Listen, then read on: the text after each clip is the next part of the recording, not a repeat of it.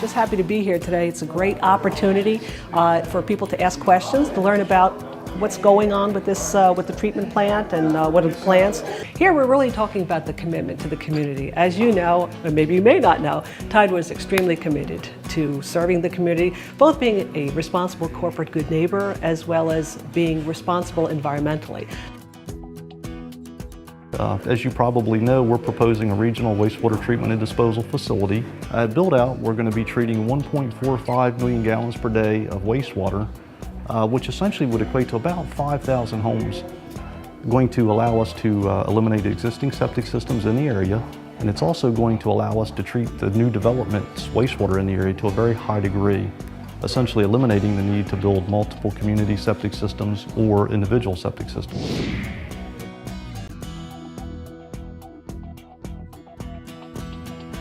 The wastewater that's being disposed of right here in our rapid infiltration basin has already been treated to drinking water standards and beyond.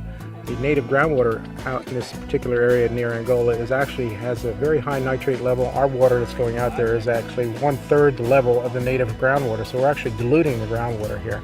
The rapid infiltration basin is a disposal method that can only be used in a small portion of the county and the state, and in this particular area, because the water table is so deep and the soil is so sandy, we're able to dispose of the wastewater through this rapid infiltration basin.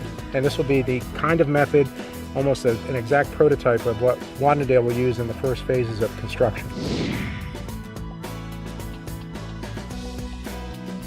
DNREC, the state regulatory agency, requires that you have a 2-foot separation from your groundwater mound up to the bottom of the basin. In this particular case, we actually have 19 to 21 foot to the groundwater, and there will be a groundwater mound that's created over time, but we far exceed that requirement.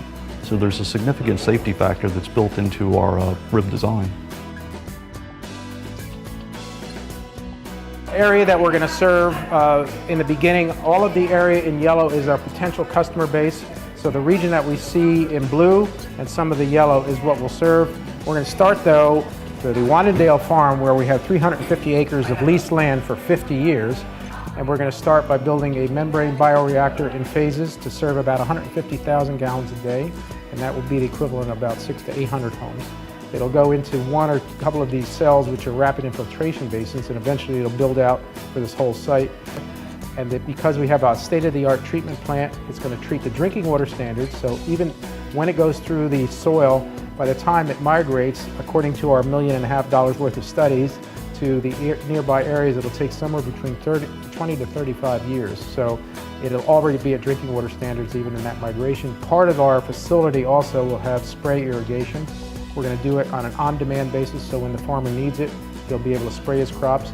And when we get to a point where we have enough demand, we're going to actually build this lagoon so that we have center pivot irrigation systems, like the conventional spray irrigation systems that a lot of wastewater plants have in the county.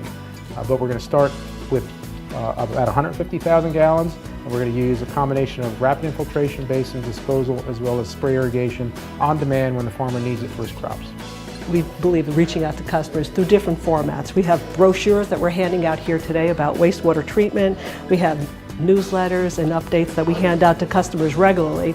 And obviously, wise water use is very important also. So we distribute a lot of different information that we have available both on the website and that we are giving out today, and that can also be available from Tidewater on a regular basis.